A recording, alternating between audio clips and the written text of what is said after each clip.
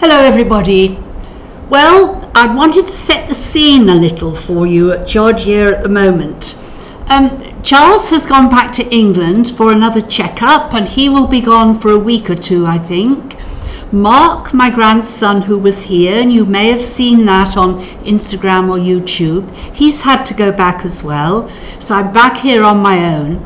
I've put up the scene from the refuge at the moment, which is absolutely glorious. We've had to suffer through extreme rain and we've been flooded and it's been difficult to keep the animals sheltered and dry. We've lost some of the tops off stables and they're being replaced.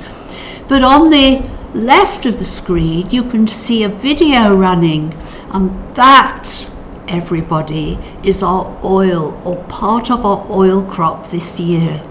So looking forward, we're going to be selling our oil, and I hope lots of our supporters will be prepared to perhaps pay the postage so that we can post it to you. Everyone's out in the garden again because we're pruning the olive trees, so we get a good crop hopefully next year as well.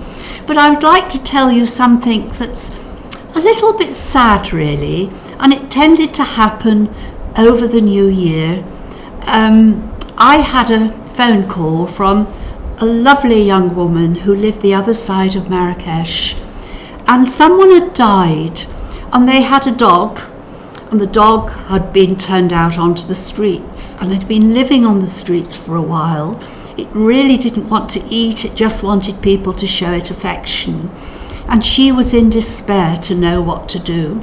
And given the circumstances, the fact that the dog seemed to be getting thinner and thinner and the owner had died, I offered to take it here. And you know we don't rescue dogs, but I took this particular dog, who we called Natalie, into our home. So that was perhaps an additional bit of work over the holiday period.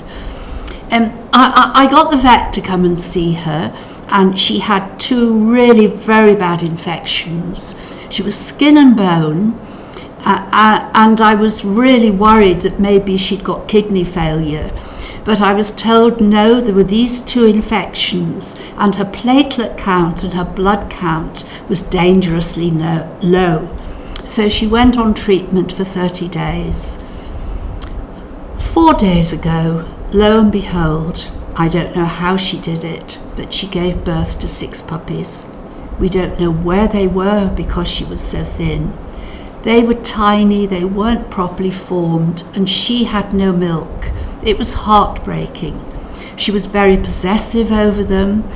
We made a special bed for her, and she tried her hardest to keep these puppies alive, but ultimately they all died. She's accepted that. She's back in the villa with me and she won't leave my side.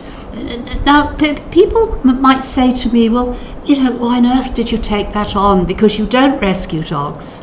Your hands were more than full with the weather, Christmas, increased number of equines. But on that particular day, it was the right thing to do. And you know that this is part of my very strong ethic here. We do what is the right thing to the best of our ability on any given day. So shortly I will post some photographs of Natalie, and hopefully she's going to grow back into quite a wonderful dog. So that's all our news for now. Speak to you soon. Goodbye.